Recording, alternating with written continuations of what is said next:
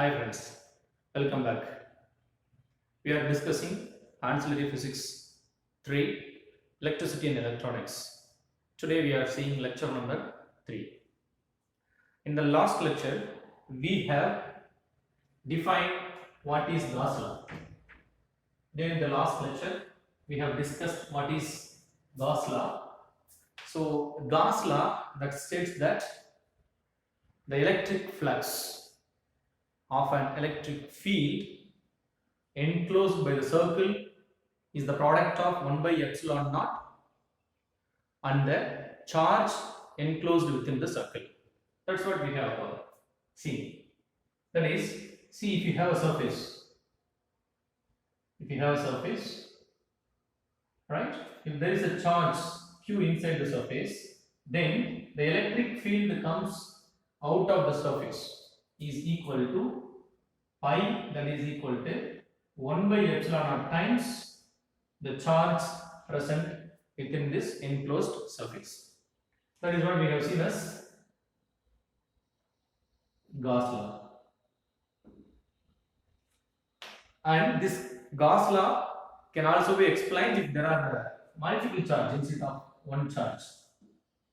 If there are q of charges there, then we can rewrite this as pi, which is equal to 1 by epsilon naught summation of qi, where I running from 1 to n. So algebraic sum superposition principle applies here. So this is how we have defined Gauss law, and we have seen the proof for Gauss law by considering a unit point charge enclosed within the surface. Then we have calculated, right, the field outside the circle. Then so we for the proof, what we have did, we have considered a point charge inside the surface, and we have calculated the flux, a small flux at an unit surface ds over the surface. Then we have expanded for the entire surface. We have calculated flux phi over the surface, entire surface. Then we bring out this charge outside. We bring the charge outside. So charge is placed outside the closed surface. Then we have calculated the flux, and we inferred that the charge which is present within this surface only contributing for the flux over the surface, but the charge present outside will not contribute for the flux over the surface. This is what we have discussed, and we have also discussed the differential form of the Gauss law as del dot E, which is equal to rho by epsilon naught, where rho is the charge density, that is charge present in a unit volume. So this is the Gauss law originally defined, and this is the Gauss law equation when the number of charges are greater than 1, which is present in an enclosed surface. This is the differential form of the Gauss law. So these are the things that we have discussed.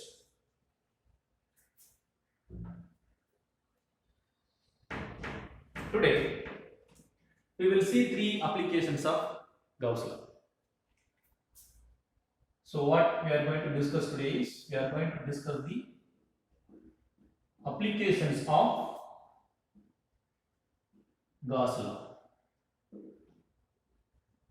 That is the topic that we are going to discuss today. And the first application is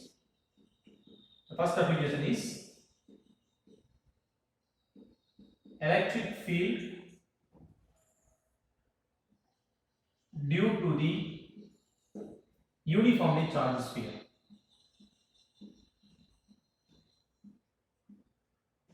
Uniformly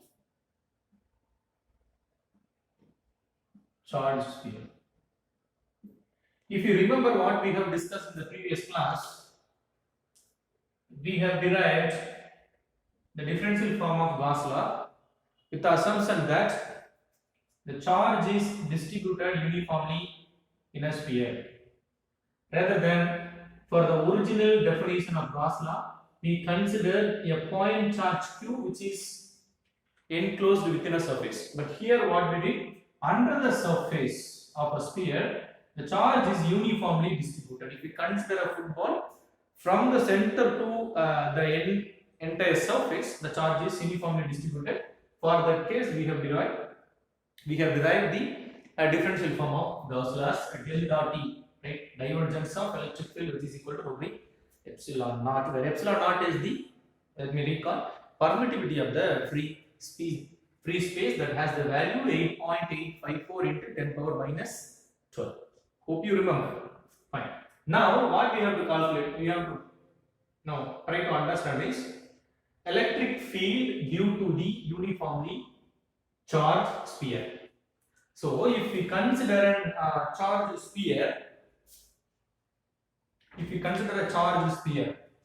say for example,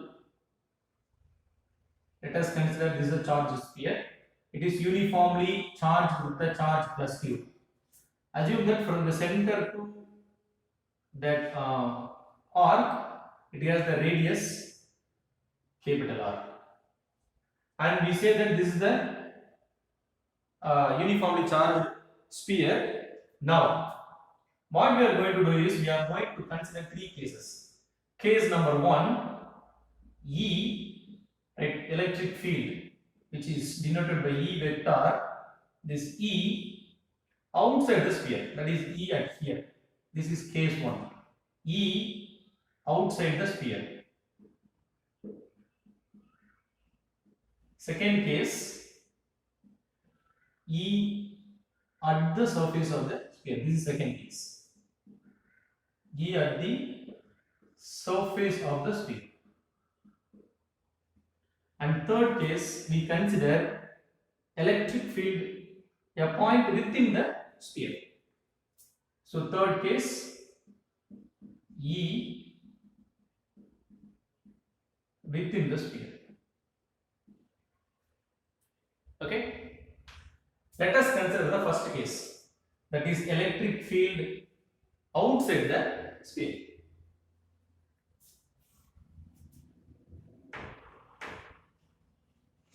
So electric field due to the uniformly charged sphere has three cases.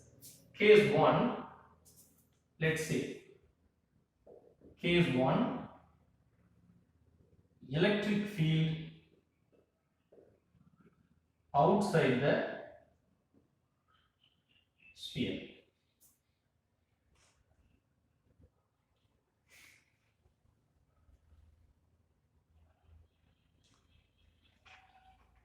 See, in order to derive this equation, let us consider a small sphere of radius R, capital R.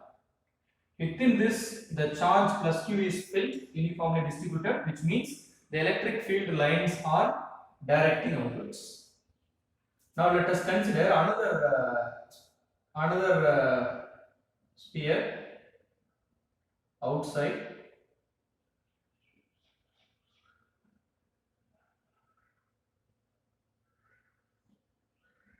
Another sphere outside this, and this outer sphere has the radius small r. Okay, this is the point P. So this is point O. O to P, the radius is small r. Right? So in this sphere, the electric field lines are directing outwards. Right? In all direction it is directing outwards. As we have considered, it is a positive charge. Now let us consider a small surface in the outer sphere that we denote as ds. See, this surface is in such a way that the normal of the surface, that is, let me recall, see, if this is the surface, if we consider normal, a perpendicular. So this is the surface plane, then if you consider normal, right, this normal to this surface, here this is the surface and the normal is directed towards the direction of the electric field. towards the direction of the electric field. And this is the case, this is the situation that we assume to derive electric field outside the sphere. In that case, this flux within this small surface area that we can define d phi, that is equal to E vector dot ds vector. Now this you can write E ds cos theta, but theta is 0, so cos 0 1 it becomes E ds. And if you want to calculate the flux through the entire surface, you have to integrate on both sides. This becomes E ds. Okay, but you see now integral of ds, that will give you the total surface of the sphere that we have considered. Okay, total surface of the sphere. Now what is the formula for surface area of the sphere? Surface area of the sphere can be written as, what is that? Total surface area capital S, which is 4 pi r square. This is the total surface area. In that case, if you write the equation for the flux to the entire surface area, that becomes E times 4 pi r square. Let's number it for the convenience. If you require, this is equation 1, this is equation 2, and this may be equation 3. Fine. Now, according to Gauss law, what you can write? Gauss law states that this one. According to Gauss law, you can write, I'm sorry, this is not pi, this should be q. According to Gauss law, you can write pi is equal to q by epsilon naught. This is equation 4. So left hand side, both side pi is there, so that you can compare the right hand side as equal, so that E 4 pi r square, that is equal to q by epsilon naught. And if you rewrite this equation for electric field E, this becomes 1 by 4 pi epsilon naught q by r square.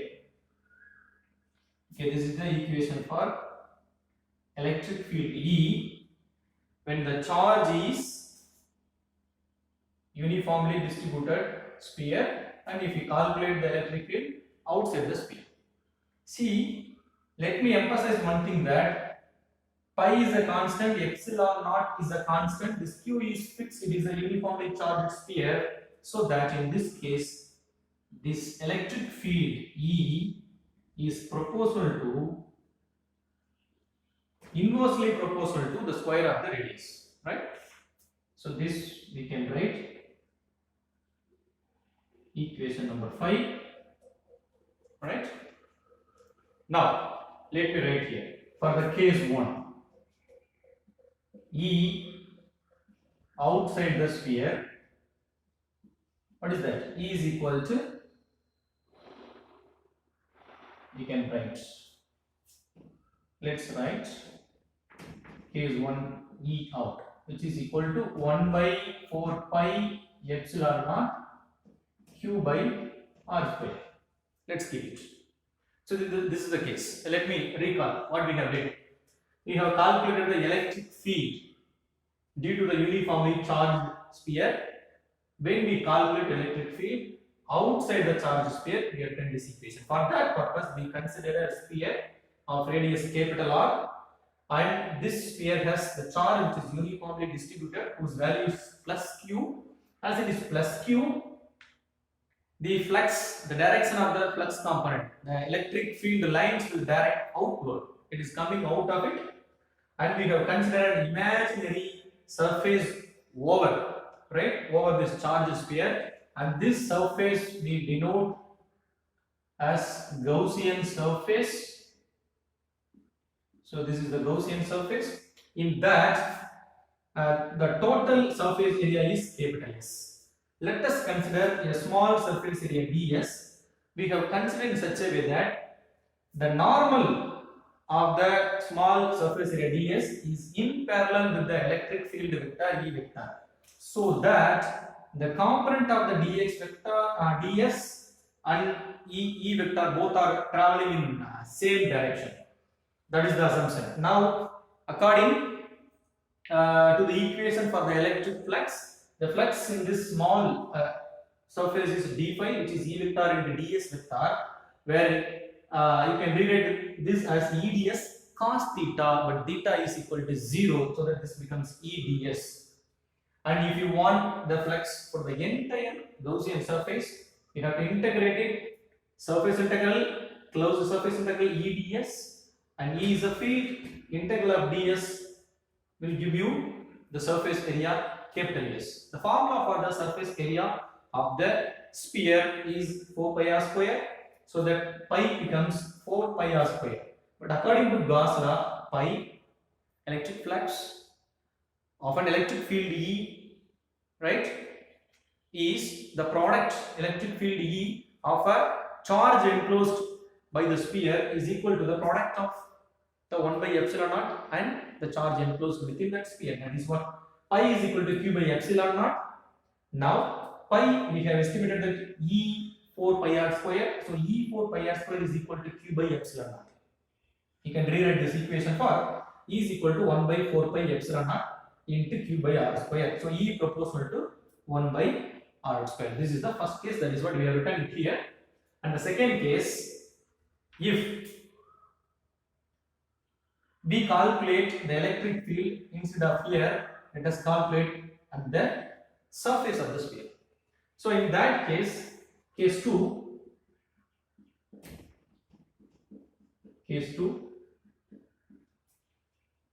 E at the surface of the sphere.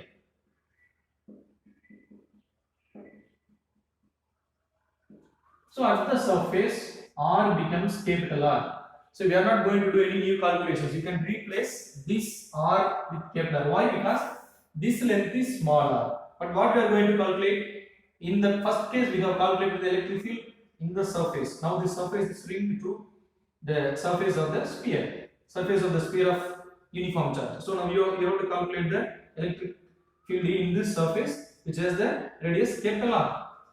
This is smaller, this is capital R. So you can replace this equation with capital R alone. So that this equation becomes E, that is equal to 1 by 4 pi epsilon naught q by r square. It's q by r square. So you can write the second case as E on the sphere. Okay, E on the surface. So let's write E on the surface is 1 by 4 pi epsilon naught q by r square. Surface of the charged sphere is this. And third case, we consider an imaginary surface within the uniform charged sphere. Case 3. What is that? Our initial assumption is we have a sphere of radius capital R and it has the charge Q which is uniformly distributed. Now we have to consider a sphere which is present inside this charge sphere. Now this radius is small r and this point we consider as P prime.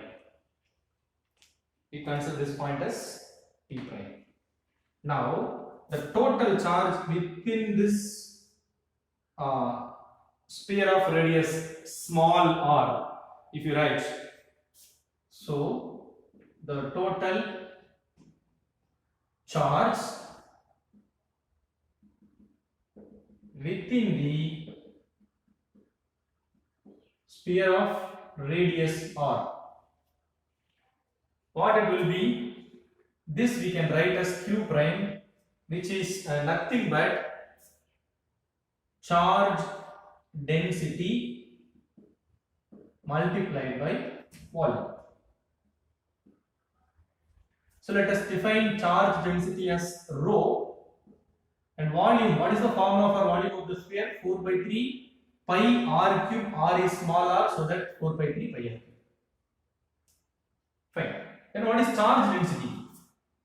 The formula for charge density, rho, which is equal to, it is charge per unit volume. This tells you charge per unit volume. Okay. Here, charge for the sphere of radius capital R, the charge is q, which is plus q, which is uniformly distributed. So in that case, you can define charge as plus q. So you need not mention plus. If it is minus, you don't mention minus, or it's okay. Unit volume. Let us consider this capital R is unit volume. So that formula for unit volume is 4 by 3 pi capital R cube. This is 4. So now this is equation 1. This is equation 2. Now you can substitute this rho into this equation. So you would have q prime, which is equal to q by 4 by 3 pi r cube multiplied by 4 by 3 pi small r cube. So 4 by 3 will cancel out, pi and pi will cancel out. What is remaining? So what's remaining will be q prime, that is equal to q r cube by r cube. So this is equation number 3.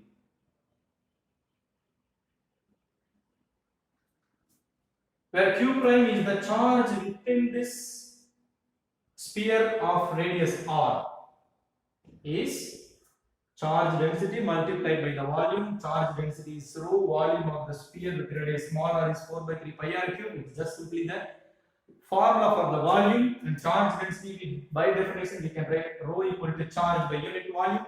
We consider the original sphere, uniformly charge distributed sphere, as charge by unit volume. In that case, q by 4 by 3 pi capital R cube. If we substitute this rho here, we will end up with q prime is equal to q r cube by capital R cube.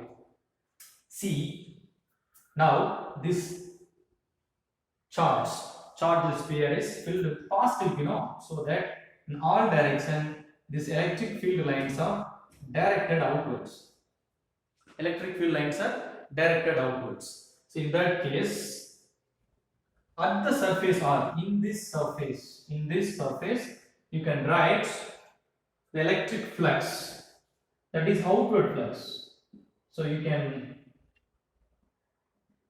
write the outward flux at R. You can write the outward flux at R as pi, which is equal to surface of E ds, where you can write E surface of ds. Okay, but this is nothing but, we have already told that it will give you the surface, so that you can write this becomes E into 4 pi r square as pi. This is the equation. This is the expression for pi. Right? Okay. Fine. According to Gauss law, what is that? This pi is equal to q by epsilon naught. In this case, q prime by epsilon naught. So that according to Gauss law, pi is equal to q by epsilon naught originally, but we have pi is equal to q prime by epsilon naught. We can write this E, pi is equal to E4 pi r square. So E4 pi r square, which is equal to q prime by epsilon naught. But what is q prime? Q prime is equal to q r cube by r cube, right?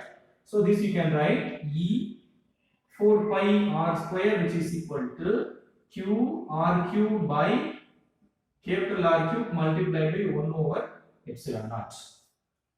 And if you rewrite this equation for E, rewrite this equation for E, and it becomes E is equal to Q R cube by R cube epsilon naught multiplied by 1 by 4 pi R square. In that case, this R square and here an R square will goes off. What is remaining? E is equal to 1 by 4 pi epsilon naught Q R by R cube. Q R by R cube.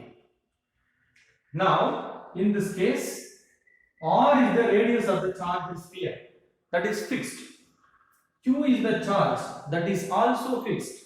So now you can write E is directly proportional to, as these are all constant, you can write is proportional to R. So in the third case, you can write E within the sphere. So E inside the sphere, electric field inside the sphere, you can write 1 by 4 pi epsilon naught EI, which is equal to 1 by 4 pi epsilon naught QR by RQ.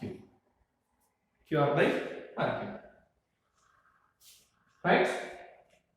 Would you be able to understand this point? How we have written E proportional to R? Because in this case, this parameter Q1 charge Q1 radius capital R. This radius capital R is fixed. No, we have considered initial consideration is uniformly charged sphere of radius capital R charge plus Q. So these both are fixed. This only. We have considered some point inside. So that point may be here, maybe here, maybe here. So this small r only varies. So that all these points are fixed constants in our case, so that E directly proportional to R. So these are the three expressions. The first expression E naught equal to 1 by 4 pi epsilon naught Q by small r square is the electric field that is calculated outside the sphere, whereas E is equal to 1 by 4 pi epsilon naught small q by capital R square is the electric field calculated on the surface of the charged sphere of radius capital R. Then EI, which is equal to 1 by 4 pi epsilon naught QR by R cube, is the electric field which is calculated inside the sphere of radius that we have considered in CLE. Right? So this is the three cases where we have calculated the electric field due to the uniformly charged sphere. And then let us consider these three expressions. Let's come for a conclusion. Let's make a drawing. What is our assumption? Our assumption is a charged sphere of radius R. Our assumption is the charged sphere of radius R. Okay? You can say that this radius is R. Now, let's make a line over here. See,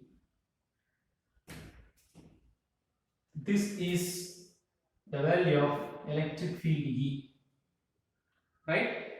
And this is the radius R.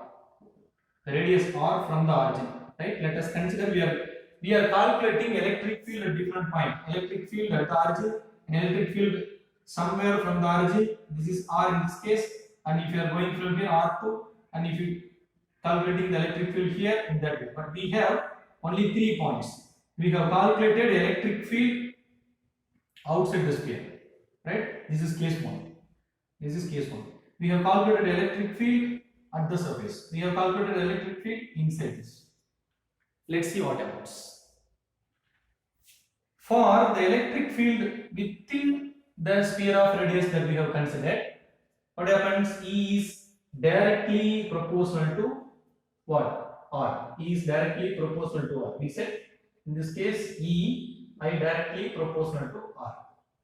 So if you increase the R 1 unit, right, electric field will increase 1 unit. Right, in that way it will go up to what? Up to this point. This is valid up to here. So electric field will be keep on increasing. Electric field will be increasing when you increase the radius, when you increase the distance from the origin towards the surface of the sphere that is enclosed. within the enclosed to the charge. But remember, charge is uniform, but field is not uniform. You may have one-word questions. Here, charge is uniform throughout the sphere, but not the field. Field will increase, and it goes increase in the manner directly proportional to or up to the surface. Right? So at the surface, right? ES at the surface, electric field and what is the relation? Radius as inversely proportional to at the surface. And what happens beyond the surface, right? So at the surface there is no contribution of small r, and you can say that here small r capital R are same, right? Fine. But beyond that surface, what will happen? Outside electric field is inversely proportional to the square of the radius. Inversely means if you increase the radius, electric field will decrease. How much? If you increase, so in the relation of square of the radius, so that it will decrease like this. So here E proportional to R, here E proportional to 1 by R square. So this case within the sphere, this is within the sphere and this is outside the sphere. So in a nutshell, electric field increases within the sphere, electric field decreases outside the sphere, electric field increases directly proportional to or inside the sphere, electric field decreases with 1 by R square ratio outside the sphere.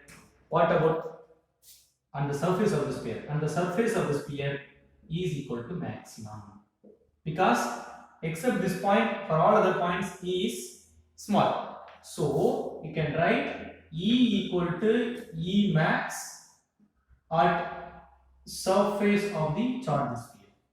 E is equal to E maximum at the surface of the charged sphere.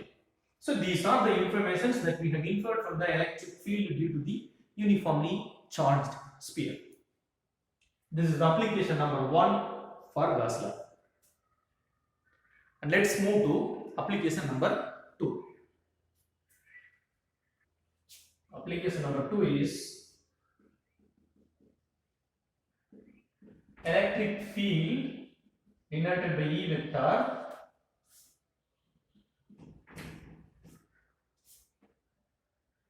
due to an infinite plane of charge. Okay. What is plane? This board is a two-dimensional plane. Let us consider. See, this board has the length of 4 feet, height of 3 feet. Suppose if the length is infinity and height is also infinity, then it is infinite plane on x and y. And z direction is 0, right?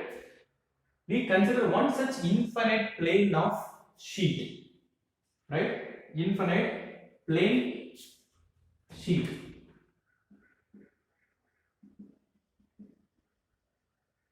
Infinite plane sheet. And this sheet is non-conducting. So the charges in that sheet remains there. Now we have to calculate an electric field at a point in front of the sheet, at a point behind the sheet. Then let us calculate, summarize that, what is the net field.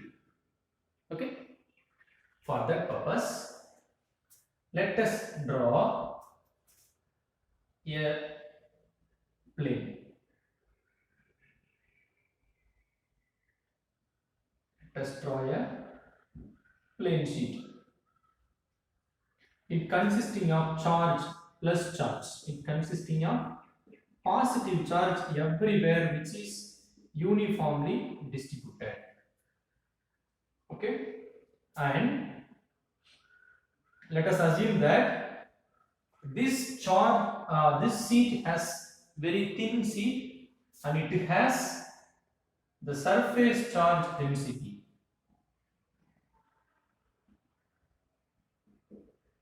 Surface charge density sigma. If we consider charge density per unit volume, that is rho.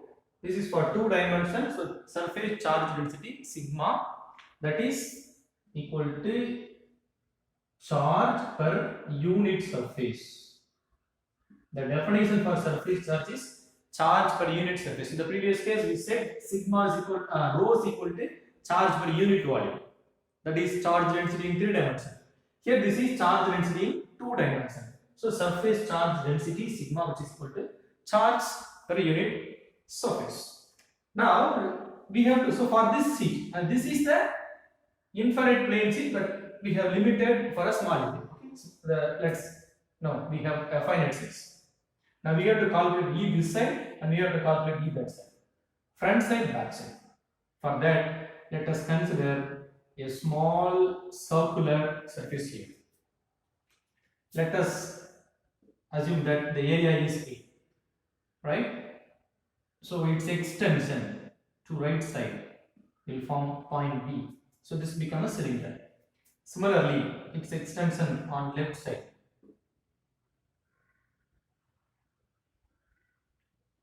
form the point P prime, and this distance is R. This distance is also R. The point P and point P prime both are located on either side of the sheet and an equal distance R. Right? And this is the positive charge sheet.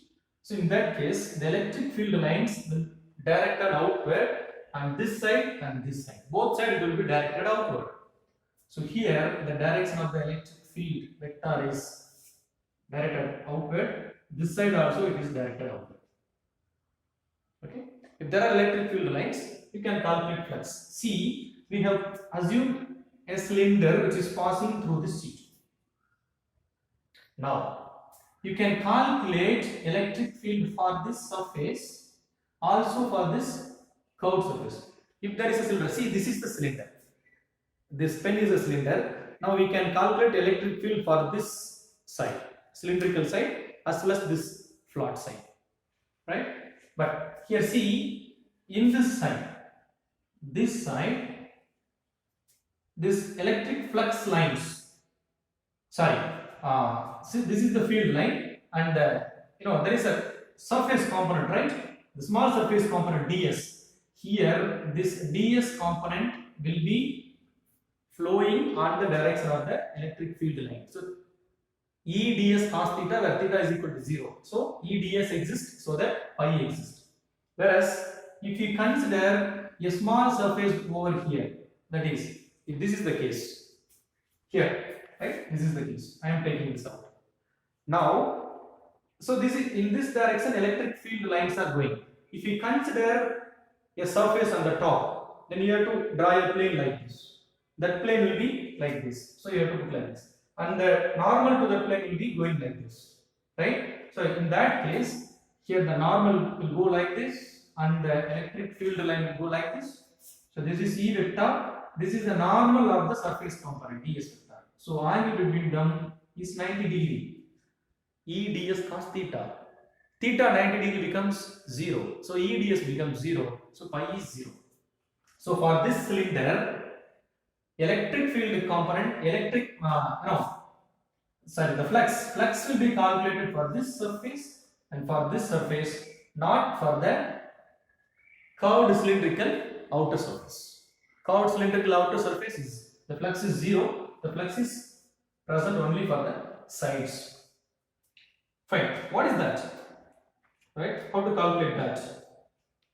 If you want to calculate flux here, you can write phi, which is equal to E dot ds vector. It is a small area, right? E dot ds vector. So that, and if you write E cos theta, E dot ds cos theta, where theta equal to 0 degrees, so it becomes E dot ds. This is for this side. Similarly, there is another surface this side. So that you can write plus E dot ds. Okay? Of course, sorry, I missed this one, surface integral, right? Because we have considered only small area. So that if you want the flux for the entire surface, you have to take surface integral, right? If you write d phi, let me clarify this. You may not be confused.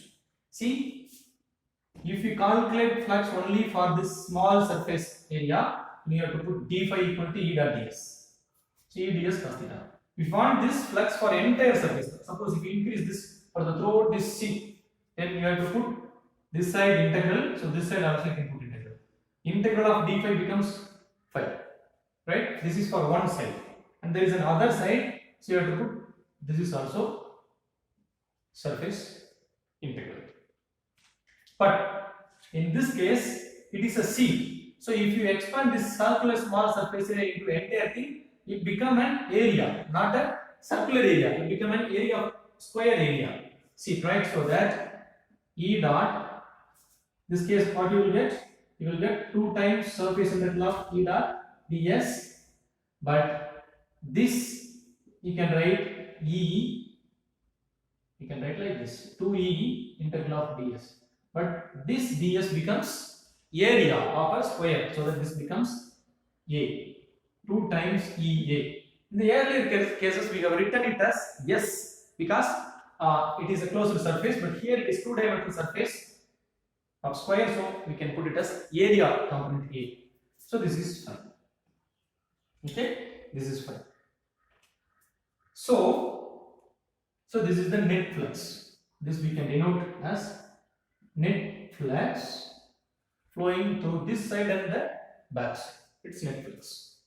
What about net charge? If you want net charge, what do you have to do? Charge is Q, right? Net charge is Q. You can calculate the net charge as surface charge density sigma multiplied by this area.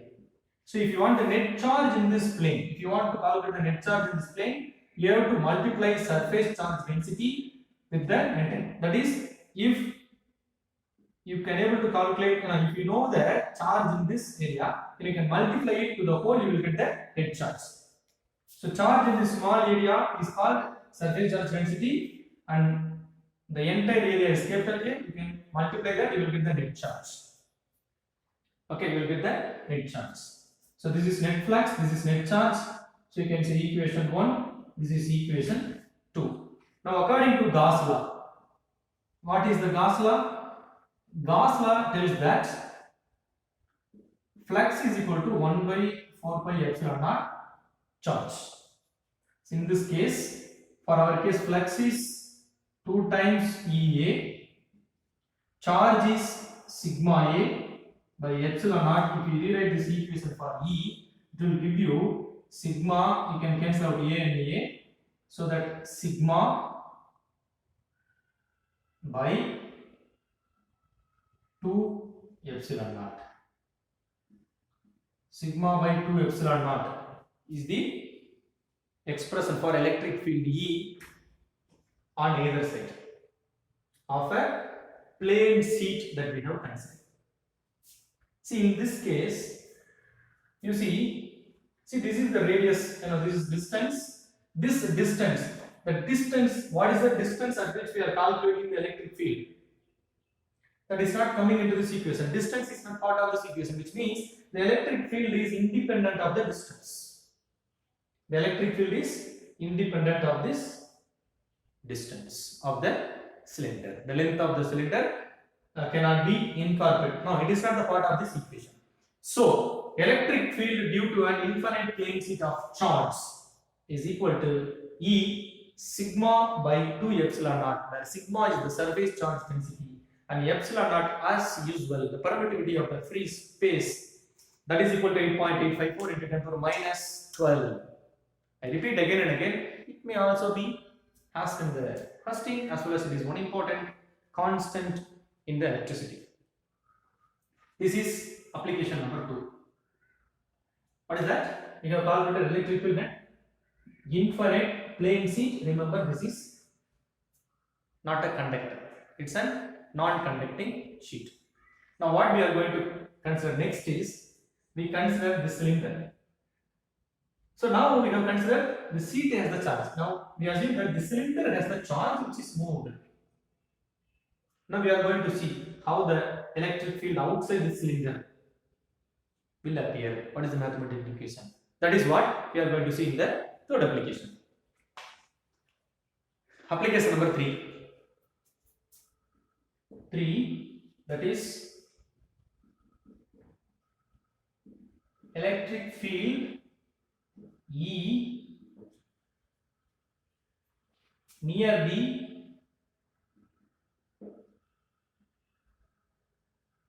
charged conducting cylinder.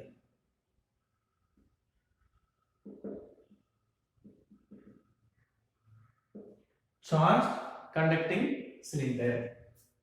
To understand this, let us consider a cylinder. Let us consider a cylinder of length L, whose length is, we can say this, what is that? Fine. So we have a cylinder AB. We have a cylinder AB. It consisting of positive charge everywhere. It consisting of positive charge everywhere. Now, so this is the cylinder, right? It's conducting. Then electric field lines will be directed outwards at any point. It's like this is the charge sphere. It is conducting. So electrons flow from this side to this side or this side to this side. Any side you can consider. So now what will happen? Electric field lines will be going outward from all the directions of the cylinder. Okay, fine. Now, in order to estimate an electric field at a point near to this cylinder, charge cylinder, what do we have to consider? We have to consider an imaginary cylinder which encloses this charged conducting cylinder. Let us consider an imaginary cylinder. Okay. Now this cylinder has radius r. The radius of this cylinder is small r and the length of this cylinder is small l. Let us consider a point P here. At this point P, right, the electric field line will direct outward. And if you draw a surface, then the normal to the surface ds plane, this is also will go outward. So now this direction of the ds and direction of the electric field line will be same, so that here you can calculate flux. So flux is possible.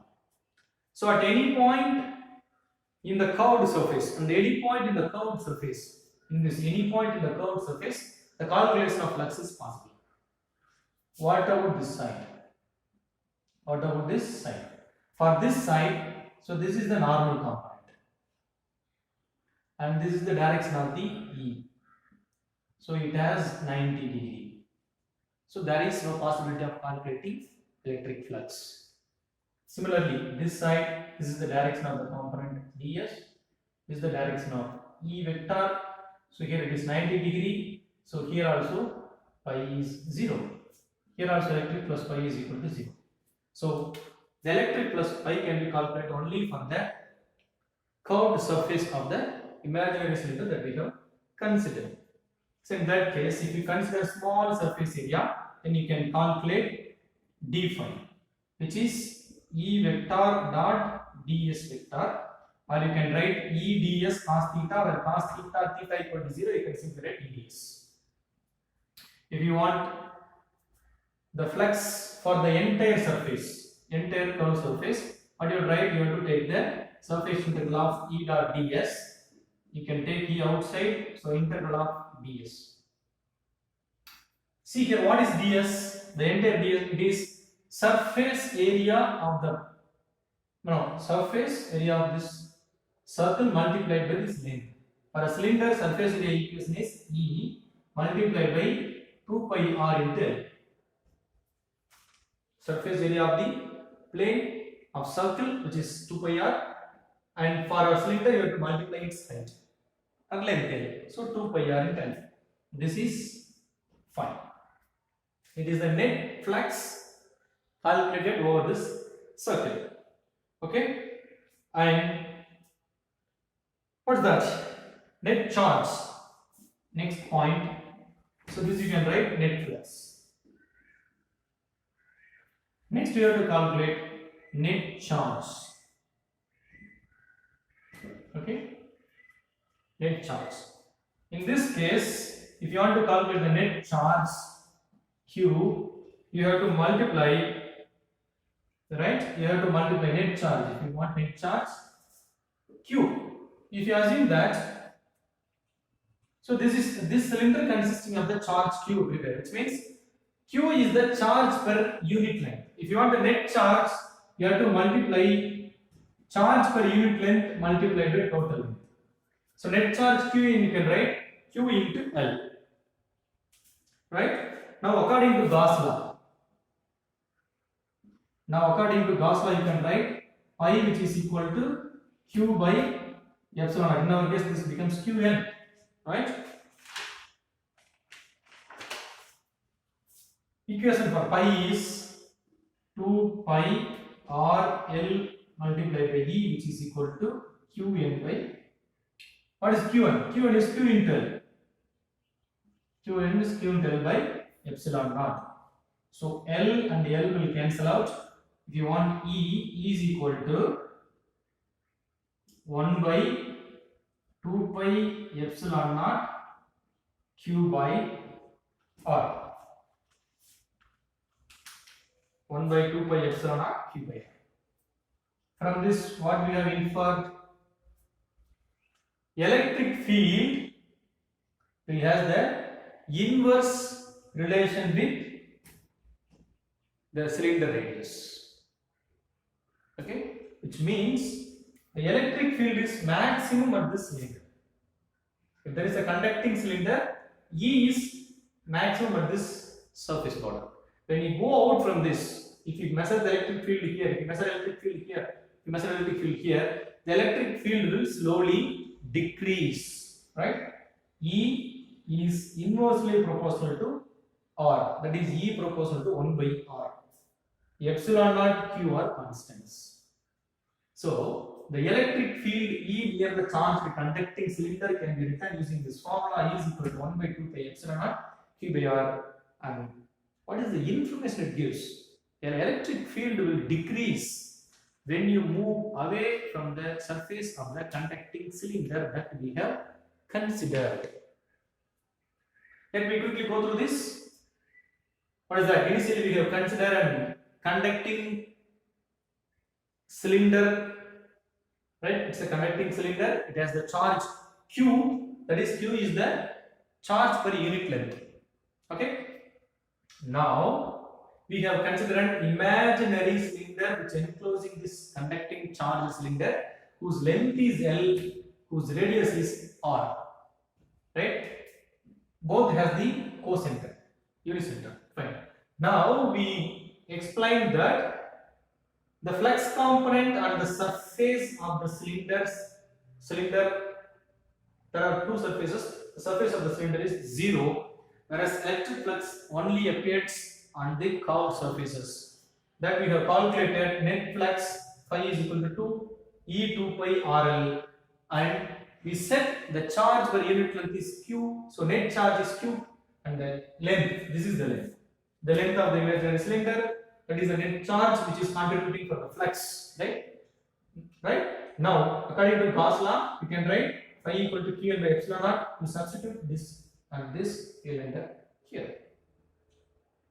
So, in this lecture, we have discussed the applications of Gauss law. One thing, electric field E, right, of a charged sphere. In that, we have considered three cases: the electric field outside the sphere, the electric field on the surface of the sphere, electric field inside the sphere. And we have drawn a diagram as well. Another second application, electric field E of a non-conducting plane sheet, non-conducting infinite plane sheet of charge, that we have derived. And last one, the electric field near the charged conducting cylinder that we have discussed. These are about the applications of Gauss law. And the next class we will continue Coulomb's theorem. Until then, be safe. Bye.